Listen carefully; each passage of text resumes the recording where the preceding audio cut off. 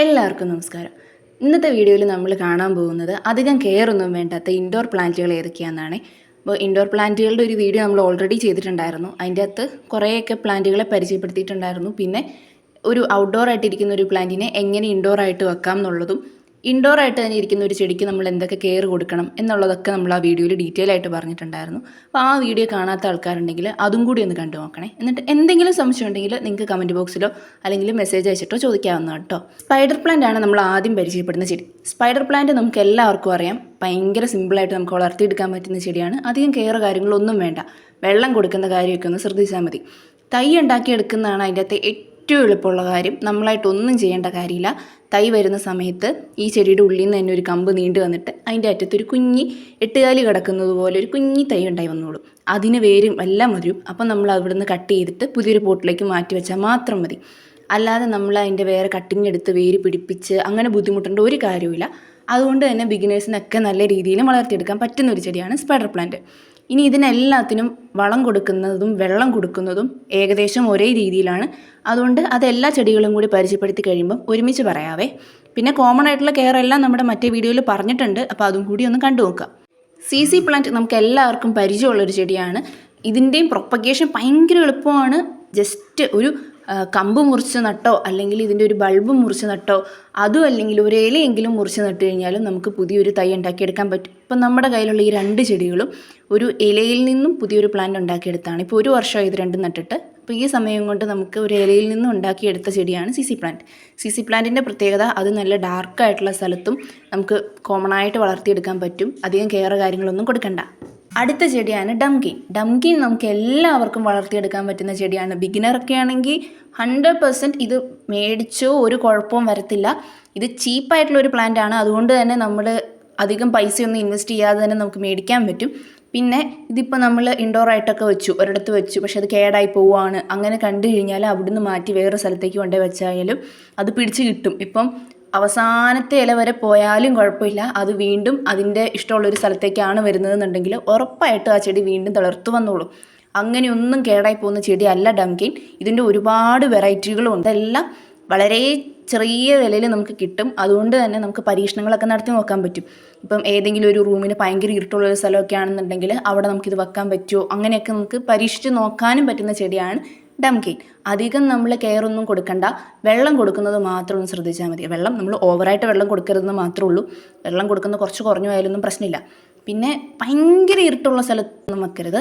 അത്യാവശ്യം ഒരു ലൈറ്റൊക്കെ കിടന്ന് വരുന്ന സ്ഥലത്ത് നമുക്ക് വെക്കാൻ പറ്റും.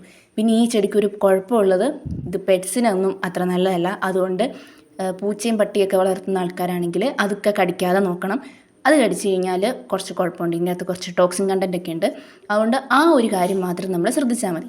അടുത്ത പ്ലാന്റാണ് റിയോ പ്ലാന്റ്. റിയോ പ്ലാന്റിൻ്റെ തന്നെ Rio discolour, Rio try colour അങ്ങനെയുള്ള വെറൈറ്റികളൊക്കെ ഉണ്ട്. അപ്പോൾ ഏറ്റവും കോമൺ ആയിട്ടുള്ളതും ഏറ്റവും കുറഞ്ഞ കെയർ വേണ്ടതുമായിട്ടുള്ള ചെടിയാണ് റിയോ ഡിസ്കളർ. റിയോ ഡിസ്കളറിനെ നമുക്ക് വെള്ളത്തിലോ അല്ലെങ്കിൽ മണ്ണിലോ ഒക്കെ നമുക്ക് വളർത്താൻ പറ്റും. ഇൻഡോർ ആയിട്ടും അടിപൊളിയായിട്ട് നമുക്ക് വളർത്താൻ പറ്റും. റിയോ പ്ലാന്റിൻ്റെ തന്നെ ഒരു തൈയിൽ നിന്നും നമുക്ക് പെട്ടെന്ന് ഒരുപാട് തൈകളോ അല്ലെങ്കിൽ ഒരുപാട് പ്ലാന്റ് ഉണ്ടാക്കിയെടുക്കാൻ പറ്റുന്ന വീഡിയോ ഞാൻ ചെയ്യാം കേട്ടോ.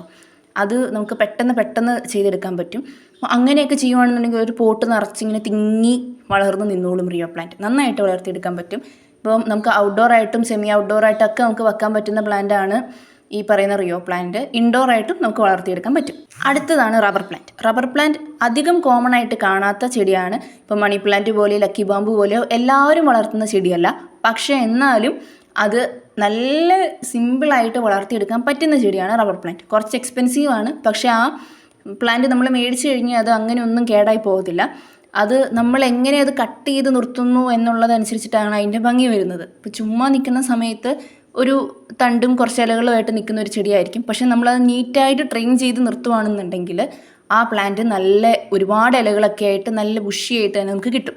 ഇൻഡോർ ആയിട്ട് വെച്ചാലും നമുക്ക് കട്ട് ചെയ്ത് നിർത്താൻ പറ്റുന്ന ഒരു ചെടിയാണ് റബ്ബർ പ്ലാന്റ്. ഇനി അത് നമുക്ക് കട്ട് ചെയ്ത് നിർത്തണ്ടെന്നുണ്ടെങ്കിൽ നല്ല ഹൈറ്റിൽ വളരാൻ പാകത്തിന് നമുക്കതിനെ നിർത്താൻ പറ്റും. ഇപ്പോൾ ഒരു വലിയൊരു ഏരിയയൊക്കെ കവർ ചെയ്യാനൊക്കെ ആണെങ്കിൽ നമുക്ക് ഈ റബ്ബർ പ്ലാന്റിന് നിർത്താൻ പറ്റും.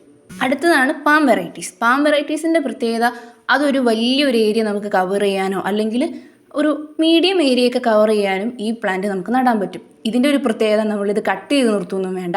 അതുകൊണ്ട് തന്നെ നമ്മൾ ഈ പ്ലാന്റ് നട്ടു, ഇടയ്ക്കിടയ്ക്ക് കുറച്ച് വെള്ളം കൊടുത്തുകൊണ്ടിരുന്നാൽ മാത്രം മതി.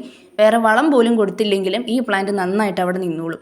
നമ്മളായിട്ട് അതിനെ കട്ട് ചെയ്തോ അതിൻ്റെ ഷേപ്പ് നോക്കാനോ ഒന്നും നിൽക്കണ്ട. അതിന് അതിൻ്റേതായ ഒരു ഷേപ്പിൽ തന്നെ അത് നിൽക്കത്തുള്ളൂ. നമ്മൾ കട്ട് ചെയ്ത് കൊടുത്താലും കാര്യമൊന്നുമില്ല, കട്ട് ചെയ്ത് കൊടുത്തില്ലെങ്കിലും അതങ്ങനെ തന്നെ നിൽക്കത്തുള്ളൂ. അപ്പം ഈ ഒരു പ്ലാന്റും ബിഗിനേഴ്സിനൊക്കെ അടിപൊളിയായിട്ട് ചെയ്യാൻ പറ്റുന്ന ഒരു പ്ലാന്റാണ്. നമ്മൾ കെയർ ഒന്നും കൊടുക്കണ്ട.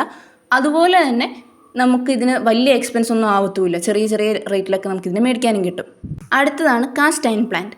കാസ്റ്റ് അയൺ പ്ലാന്റിൻ്റെ പ്രത്യേകത നല്ല ഡാർക്കായിട്ടുള്ള സ്ഥലത്തും ഇത് വളർന്നോളും. ഇതിൻ്റെ ഇലയുടെ ഭംഗി കൊണ്ടാണ് ഈ പ്ലാന്റ് വളർത്തുന്നത്. ഇപ്പം നമ്മൾ ഈ കണ്ട ഒരു ചെടിയും അതിൻ്റെ പൂവിൻ്റെ ഭംഗി കൊണ്ടൊന്നും വളർത്തുന്നതല്ല. ഈ പറഞ്ഞ എല്ലാ ചെടികളും അതിൻ്റെ ഇലയുടെ ഭംഗി കൊണ്ടാണ് വളർത്തുന്നത്. കാസ്റ്റ് അയൺ പ്ലാന്റിൻ്റെ പ്രത്യേകത അതിന് നമ്മൾ ഒട്ടും കെയർ കൊടുക്കേണ്ട. അത് തന്നെയല്ല, നല്ല ഡാർക്കായിട്ടുള്ള സ്ഥലത്ത് ഇത് വളർന്നോളും. ഇപ്പോൾ കഴിഞ്ഞ വീഡിയോയിൽ നമ്മൾ പറഞ്ഞ സാൻസവേരിയ പോലെ നല്ല ഡാർക്കായിട്ടുള്ള സ്ഥലത്തും ഇത് വളർത്തിയെടുക്കാൻ പറ്റും. അതാണ് കാസ്റ്റ് അയൺ പ്ലാന്റിൻ്റെ പ്രത്യേകത. ഇതും അത്യാവശ്യം കുറച്ച് ഹൈറ്റൊക്കെ വെക്കുന്ന ചെടിയാണ്. അടുത്തായിട്ട് നമ്മൾ കാണാൻ പോകുന്ന ഹെലിക്കോണിയ പ്ലാന്റ് ആണ്. ഹെലിക്കോണിയ പ്ലാന്റിൻ്റെ പ്രത്യേകത എന്ന് പറഞ്ഞാൽ അതിൻ്റെ പൂവിൻ്റെ ഭംഗി കൊണ്ടാണ് നമ്മൾ ആ ചെടി വളർത്തുന്നത്. അതിൻ്റെ ഇല തന്നെ നിന്ന് കഴിഞ്ഞാൽ ഈ കാസ്റ്റ് അയൺ പ്ലാന്റ് ഒക്കെ പോലെ ഇരിക്കുമെങ്കിലും അതിൻ്റെ പൂവിൻ്റെ ഭംഗി കൂടി വരുമ്പോഴാണ് ആ ഒരു ചെടി കംപ്ലീറ്റ് ആവുന്നത്.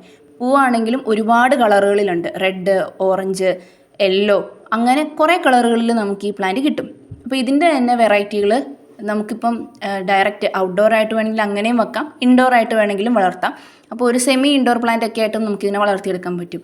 കംപ്ലീറ്റ് ഇൻഡോർ ആയിട്ട് വെക്കുമ്പം ഇതിൻ്റെ പൂവ് കുറവായിരിക്കും. ഒരു സെമി ഔട്ട്ഡോർ ഒക്കെ ആയിട്ട് വെക്കുകയാണെന്നുണ്ടെങ്കിൽ നമുക്കിതിന് ഇഷ്ടംപോലെ പൂവൊക്കെ കിട്ടും. ഔട്ട്ഡോർ ആയിട്ടാണ് നമ്മൾ ഈ പ്ലാന്റ് വെക്കുന്നതെന്നുണ്ടെങ്കിൽ ഡയറക്റ്റ് വെയിലടിക്കാത്ത സ്ഥലത്തൊക്കെ വെക്കുക. കുറച്ച് ബ്രൈറ്റ് ലൈറ്റ് കിട്ടുന്ന സ്ഥലത്തൊക്കെ വെച്ചാൽ മതി. വേറെ ഒന്നും നമ്മൾ നോക്കണ്ട, വളം പോലും കൊടുക്കണ്ട, അത് നന്നായിട്ട് നമുക്ക് പൂ തന്നോളൂ. അടുത്ത ചെടിയാണ് അലോക്കേഷ്യ പ്ലാന്റ്. അലോക്കേഷ്യ നമുക്ക് എല്ലാവർക്കും അറിയാവുന്ന ചെടിയാണ്. അലോക്കേഷ്യയുടെ ഒരുപാട് വെറൈറ്റികളുമുണ്ട്. അപ്പോൾ ഈ പ്ലാന്റ് നമുക്ക് വളർത്തിയെടുക്കാൻ ഭയങ്കര സിമ്പിളാണ്. വെള്ളം കൊടുക്കുന്ന കാര്യം നോക്കുക. ഒരുപാട് വെള്ളം കൊടുക്കരുത്, കാരണം ഇതിൻ്റെ താഴെ കിഴങ്ങുള്ളതുകൊണ്ട് അത് ചീഞ്ഞു പോകും. അപ്പോൾ നമ്മൾ ഒരുപാട് വെള്ളമൊന്നും കൊടുക്കാതെ അത്യാവശ്യം വെള്ളം മാത്രം കൊടുക്കുക. അപ്പോൾ വെള്ളം കൊടുക്കുന്നത് എങ്ങനെയാണെന്നുള്ളത് ഞാൻ പറയാം കേട്ടോ. ഈ പ്ലാന്റുകൾക്കെല്ലാം കോമൺ ആയിട്ട് നമുക്ക് ഒരു രീതിയിൽ തന്നെ വെള്ളം കൊടുക്കാം. ഇന്ന് നമ്മൾ പരിചയപ്പെടുന്നതിൽ ലാസ്റ്റ് ചെടിയാണ് ഡ്രസീന പ്ലാന്റ്. ഡ്രസീനയുടെയും ഒരുപാട് വെറൈറ്റികളുണ്ട്. ഡ്രസീനയും വളരെ കുറച്ച് കെയർ മാത്രം മതി. അതിൻ്റെ ഒരു സ്റ്റെം കട്ടിങ് എടുത്ത് നമ്മൾ ഒരു മണ്ണിൽ വെച്ചിട്ട് പോയി കഴിഞ്ഞാൽ പിന്നെ ആ ഏരിയയിലേക്കേ തിരിഞ്ഞ് നോക്കിയില്ലെങ്കിലും ആ പ്ലാന്റ് അവിടെ വളർന്നോളും. വെള്ളം കൊടുക്കുന്നത് മാത്രം ശ്രദ്ധിച്ചാൽ മതി, വേറെ ഒന്നും നോക്കണ്ട, അടിപൊളിയായിട്ട് വളർന്നു വന്നോളും. ഇപ്പോൾ നമ്മൾ ഇന്ന് ഈ പറഞ്ഞ ഒട്ടുമിക്ക എല്ലാ ചെടികൾക്കും പറഞ്ഞത് ഒരേ കാര്യം തന്നെയാണ്. കാരണം ഈ പ്ലാന്റുകളെല്ലാം അത്രയും സിമ്പിളായിട്ട് നമുക്ക് വളർത്താൻ പറ്റുന്ന ചെടിയാണ്. വെള്ളത്തിൻ്റെ കാര്യം മാത്രം നമ്മൾ നോക്കിയാൽ മതി, വേറെ ഒന്നും നമ്മൾ കൊടുത്തില്ലെങ്കിലും നന്നായിട്ട് വളരുന്ന ചെടികളാണ് നമ്മൾ ഇന്ന് ഈ പറഞ്ഞ എല്ലാ ചെടികളും കേട്ടോ. ഇനി നമ്മൾ പറയാൻ പോകുന്നത് ഇൻഡോർ ആയിട്ട് വെക്കുന്ന ചെടികൾക്ക് നമ്മൾ കോമൺ ആയിട്ട് ചെയ്യേണ്ട കാര്യങ്ങളാണ്. അപ്പോൾ ഒന്നാമത്തെ കാര്യമാണ് അതിന് കൊടുക്കുന്ന വെള്ളത്തിൻ്റെ അളവ്. വെള്ളം കൊടുക്കുന്ന സമയത്ത് നമ്മൾ വളരെ കുറച്ച് വെള്ളം മാത്രം കൊടുത്താൽ മതി. ഇപ്പം നമുക്കറിയാം ഇൻഡോർ ആയിട്ട് ഇരിക്കുന്ന ചെടിയാണ്, അതിൻ്റെ അകത്തേക്ക് സൂര്യപ്രകാശം ഒന്നും നേരെ വന്ന് അടിക്കുന്നൊന്നുമില്ല, അതുകൊണ്ട് തന്നെ വെള്ളം വറ്റിപ്പോകത്തൊന്നുമില്ല. അപ്പോൾ നമ്മൾ വളരെ കുറച്ച് വെള്ളം മാത്രം കൊടുക്കുക. നമ്മുടെ ഒരു വിരലെടുത്ത് മണ്ണിൽ കുത്തി നോക്കിയിട്ട് കയ്യിൽ മണ്ണ് ഒട്ടിപ്പിടിക്കുന്നില്ല എന്നുണ്ടെങ്കിൽ മാത്രം വെള്ളം കൊടുത്താൽ മതി. അങ്ങനെ അല്ല, കയ്യിൽ മണ്ണ് ഒട്ടിപ്പിടിക്കുന്നുണ്ട് എങ്കിൽ വെള്ളം കൊടുക്കണ്ട. അപ്പോൾ അത് നോക്കിയിട്ട് മാത്രം നമ്മൾ വെള്ളം കൊടുക്കുക കേട്ടോ. അല്ലാത്ത പക്ഷം നമ്മൾ വെള്ളം ഒരുപാട് എപ്പോഴും ഒഴിച്ചു കൊടുത്തുകൊണ്ടിരുന്നു കഴിഞ്ഞാൽ ആ ചെടി ചീഞ്ഞു പോകും. ഇൻഡോർ പ്ലാന്റുകൾക്ക് പൊതുവെ വളം കൊടുക്കുന്നതിൻ്റെയും അളവ് കുറച്ച് മതി. നമ്മൾ ആദ്യമേ പോട്ടി മിക്സ് ഉണ്ടാക്കുന്ന സമയത്ത് കൊടുക്കുന്ന വളം തന്നെ മതിയായിരിക്കും എല്ലാ ചെടികൾക്കും തന്നെ. ഇനി അതല്ല വളം കൊടുക്കുന്നുണ്ടെന്നുണ്ടെങ്കിൽ നമ്മൾ ഇടയ്ക്കിടയ്ക്ക് പ്ലാന്റിനെ പുറത്തെടുത്ത് കഴുകുന്നതൊക്കെ നല്ലതായിരിക്കും എന്ന് മുന്നത്തെ വീഡിയോയിൽ പറഞ്ഞിട്ടുണ്ടല്ലോ.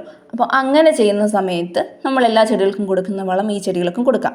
ഇനി ഇൻഡോർ പ്ലാന്റുകൾ നമ്മൾ പോട്ട് ചെയ്യുന്ന സമയത്ത് അതിൻ്റെ പോട്ടിംഗ് മിക്സ് ഉണ്ടല്ലോ, നമ്മൾ എടുക്കുന്ന മണ്ണ്, ആ മണ്ണിൻ്റെ അകത്ത് കരിക്കട്ട കൂടുതലായിട്ട് ചേർക്കുന്നത് നല്ലതായിരിക്കും. നമ്മൾ കുറച്ചധികം കരിക്കട്ട ചേർക്കുകയാണെന്നുണ്ടെങ്കിൽ നമ്മൾ ഒഴിക്കുന്ന വെള്ളം ആ കരിക്കട്ട വലിച്ചു വെച്ചോളും. എന്നിട്ട് ഈ വെള്ളമില്ലാത്ത സമയത്ത് ഈ കരിക്കട്ടയിൽ നിന്നും ആ വെള്ളം ഇറങ്ങിക്കോളും. അപ്പോൾ അതുകൊണ്ട് തന്നെ വെള്ളം ഒരുപാടായി പോയതിൻ്റെ പേരിൽ ചെടി ചീഞ്ഞു പോകാനുള്ള സാധ്യത വളരെ കുറയും. അതുകൊണ്ട് ഇൻഡോർ പ്ലാന്റുകൾക്ക് പോട്ടിംഗ് മിക്സ് കൊടുക്കുന്ന സമയത്ത് പോട്ടിൻ്റെ ഏറ്റവും താഴ്ഭാഗത്തായിട്ടോ അല്ലെങ്കിൽ പോട്ടിംഗ് മിക്സിൻ്റെ അകത്ത് മിക്സ് ചെയ്തോ കരിക്കട്ടകൾ ചേർത്ത് കൊടുക്കുക. ഈ 2 വീഡിയോയിലായിട്ട് കണ്ട എല്ലാ കാര്യങ്ങളും നിങ്ങളൊന്ന് ചെയ്ത് നോക്കുക. എന്നിട്ട് നിങ്ങളുടെ ഇൻഡോർ പ്ലാന്റിന് എന്തെങ്കിലുമൊക്കെ കുഴപ്പങ്ങളുണ്ടെങ്കിൽ അതും പറയാം കേട്ടോ.